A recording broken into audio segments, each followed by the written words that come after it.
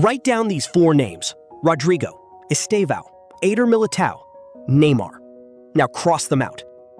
Because right now, as the 2026 World Cup kicks off, that's exactly what Brazil had to do. People talk about Brazil's 24-year wait. They talk about Ancelotti. They talk about Vinicius. Nobody is talking about what actually happened to this squad between January and June. In March, on a Tuesday morning, Real Madrid released a statement. Rodrygo Goes, 25 years old, one of Brazil's most important players across qualifying, had ruptured his ACL and meniscus against Getafe. Season over, World Cup over. Then Estêvão, the 19-year-old Chelsea sensation who had scored 5 goals in his last 6 games for Brazil, the player Ancelotti called irreplaceable, tore his hamstring in April. He joined Rodrygo and Éder Militão as certain starters who would miss the whole tournament. 3 players, all would have started, all gone before a ball was kicked. So Ancelotti did something nobody expected. Neymar Jr. Santos.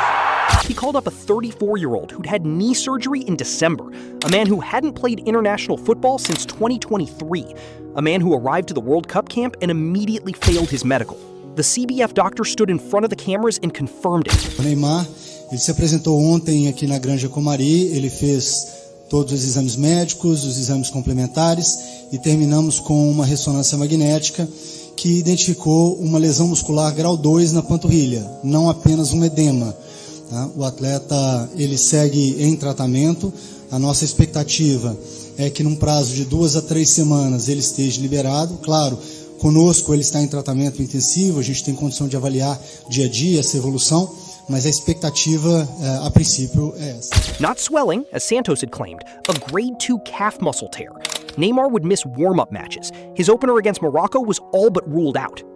Brazil's rescue plan had just broken down before the rescue even started. Any other nation and you're writing the obituary. For Brazil, this is just the prologue. 5 stars, 1 for every World Cup title, more than any country on Earth. And for 24 years, those stars have felt less like glory and more like a sentence. Because Brazil don't just play football, they are expected to own it. Every 4 years, 1 billion people don't just want a winner, they demand art. They demand beauty. They demand the kind of football that makes you forget you're watching a sport.